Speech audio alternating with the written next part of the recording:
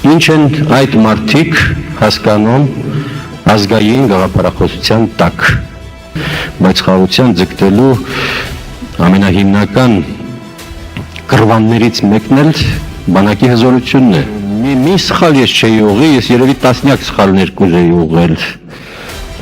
Ադրբեջանը պիտի ամեն ինչ անի, որպեսզի վիժեցնի հայ-ռուսական պայմանագրի վավերացումը։ Ես չեմ ասում զիջում, բացարձակապես։ Ընդհանրապես Ղարաբաղի հարցի լուծման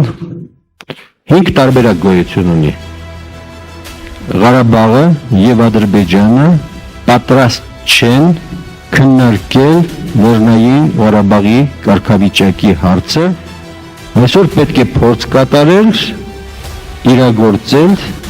լուծման փուլ առ փուլ տարբերակը։ Անկախ ամեն ինչից, արդարացի է թե անարդարացի է, բռնությունը մեկ անգամ ընդմիշտ պետք է մերժվի, բացառվի, պախարակվի, կշտամբվի, դատապարտվի։